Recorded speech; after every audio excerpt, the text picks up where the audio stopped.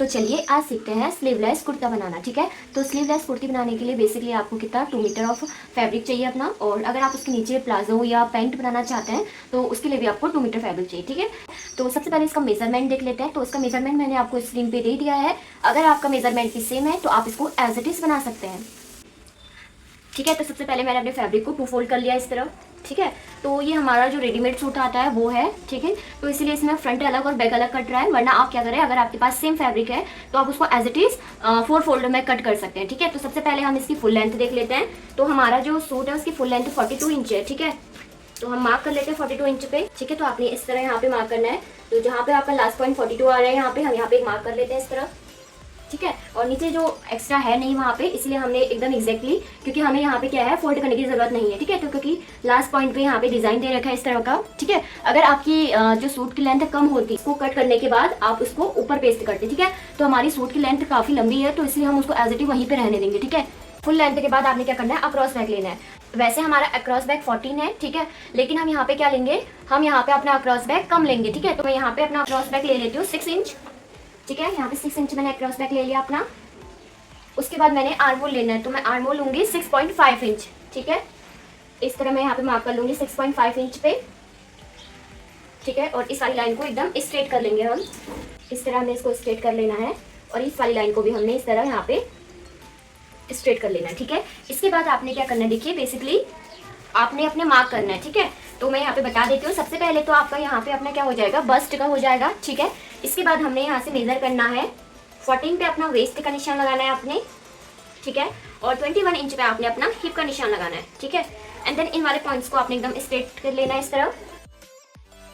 Okay, and then आपने क्या करना है, देखिए सबसे पहले आप यहाँ पे बस्ट का 1/4 पार्ट ले लीजिए। जो इनका बस्ट साइज है वो है आपका 32 का 1/4 पार्ट यानी 8 इंच। तो हम यहाँ पे 8 इंच पे ऐसे मार्क कर लेंगे।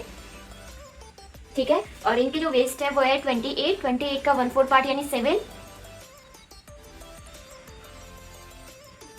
ओके, एंड देन हम क्या लेंगे यहाँ पे, हिप का 1/4 पार्ट। तो हिप साइज इनके 36 है, 36 का 1/4 पार्ट यानी 9। ओके, और यहाँ पे एक चीज है, हमने फैब्रिक को 2 फोल्ड किया है। ठीक है, लेकिन हम मार्क क्या करेंगे, 1/4 पार्ट लेंगे। ठीक है, क्योंकि हमने इसी साइज में अपना बैक पार्ट भी कट करना है। ओके, तो इस तरह हमने मार्क कर लिया है अपना मेन वाले पॉइंट। अब आपने यहाँ पे देखिए 2 इंच अपना एक्स्ट्रा मार्जिन लेना है। ठीक है, अब आपने देखिए सेम लाइन को सेम से मिलाना है और मार्जिन वाली लाइन को मार्जिन से मिला लेना है। ठीक है, ठीक है, इस लाइन को आपने एकदम स्ट्रेट नीचे वाले पॉइंट से मिला लेना है इस तरह। ठीक है, ठीक है, इसके बाद आपने क्या करना है, देखिए यहाँ पे आर्मोल का मार्क करना है। तो आर्मोल मार्क करने के लिए आपने बेसिकली क्या करना है, सबसे पहले अपना आर्मोल का हाफ करना है। ठीक है, तो देखिए मैं इस तरह यहाँ पे आर्मोल का अपना हाफ कर लेती हूँ। तो इस तरह हमारा आर्मोल का यहाँ पे हाफ पॉइंट हो गया।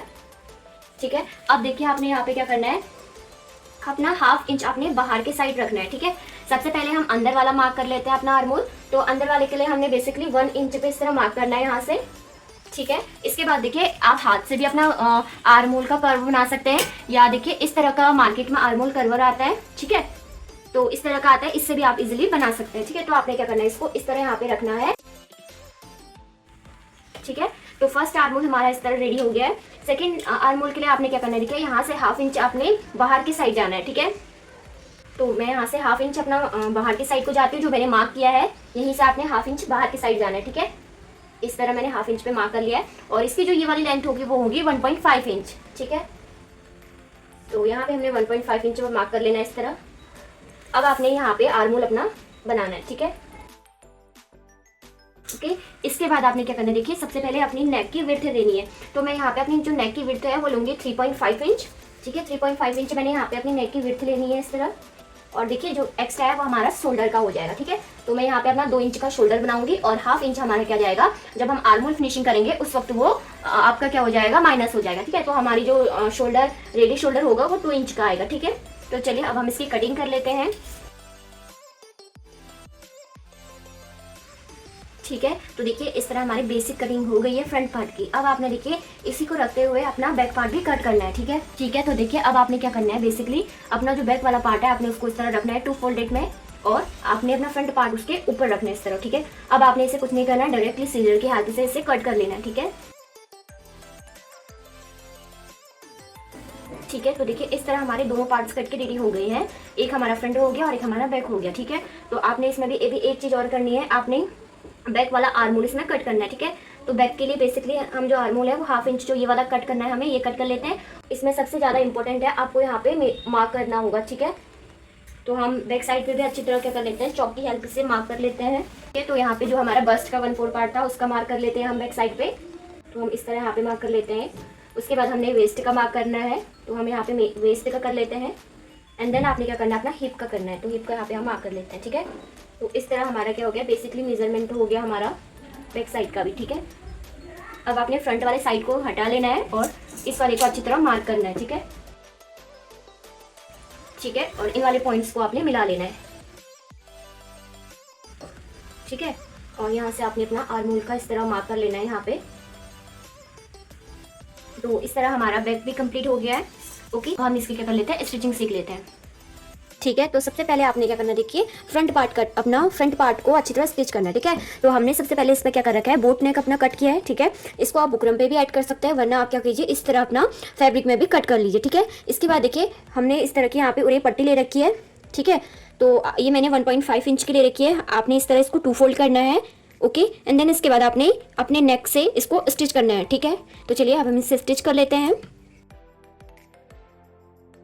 ठीक है, तो देखिए इस तरह ये अच्छी तरह क्या हो गया, यहाँ पे स्टिच हो गया है। अब आपने देखिए अंदर के साइड से छोटे छोटे कट्स करने हैं। ठीक है, ठीक है, इसके बाद आपने देखिए एक साइड अपने अच्छी तरह इसको इस तरह टॉप स्टिच करनी है इस पे। ठीक है, ठीक है, तो देखिए इस तरह हमारा फ्रंट पार्ट जो है वो रेडी हो गया है। अब आपने जो इसकी इस वाली साइड है यहाँ पे आपने क्या करी है, हैमिंग करनी है। ओके, एंड देन चलिए अब हम सेकंड पार्ट को इसी तरह अपना अच्छी तरह फिनिश कर लेते हैं। ठीक है, तो ये हमारा बैक साइड का है। बैक साइड भी आपने सेम क्या करना है, पहले यहाँ पे अच्छी तरह इस पट्टी से इसको क्या कर लेना है, अच्छी तरह स्टिच कर लेना है। ठीक है, तो यहाँ पे भी मैंने सेम 1.5 इंच की इस तरह की पट्टी ले रखी है। इसे आपने इस तरह 2 फोल्ड करके इसको अच्छी तरह स्टिच कर लेना है। ठीक है,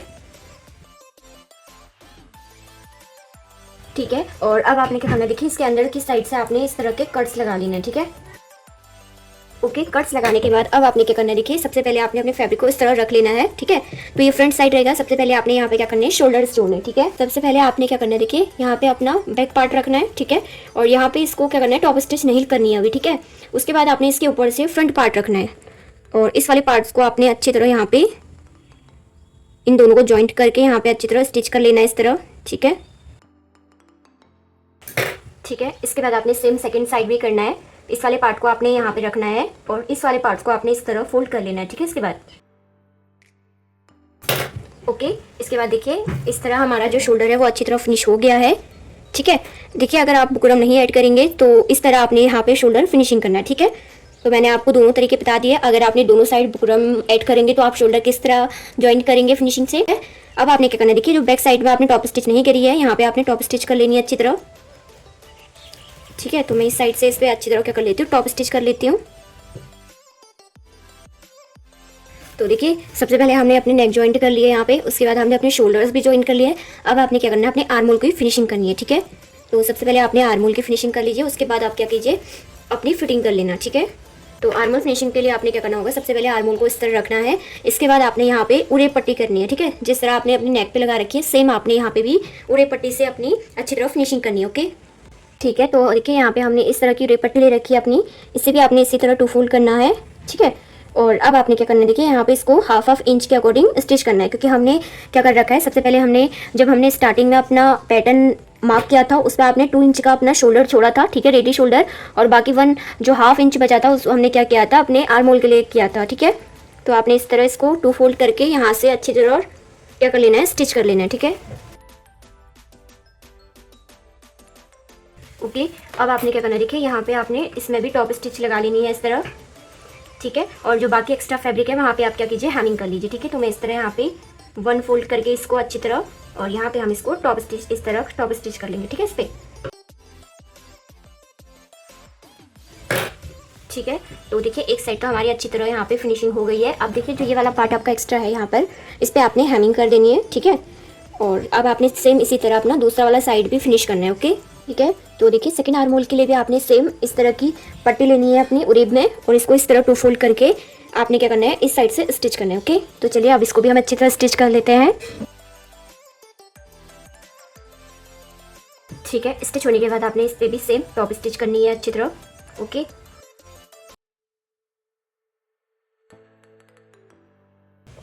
ठीक है, तो देखिए हमारे दोनों साइड के जो आर्मोल है वो फिनिश हो गए हैं। अब आपने क्या करना है, सिर्फ इसमें हैमिंग करनी है। ओके, अब आपने क्या करना है, सिंपली इन दोनों की फिटिंग कर लीजिए अच्छी तरह।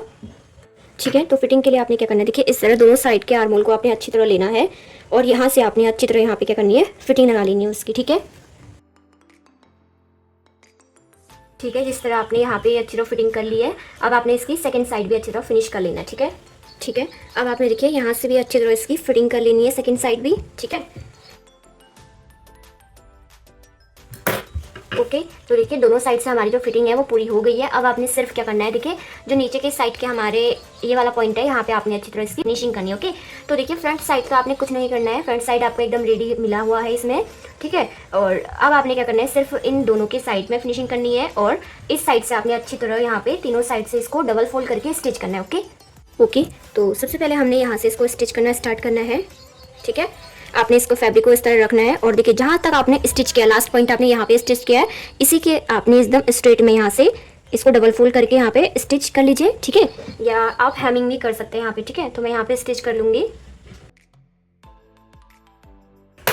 ठीक है, तो देखिए यहाँ पे अच्छी तरह क्या हो गया, हमारी स्टिच हो गया है। अब आपने सेकेंड साइड भी सेम करना है।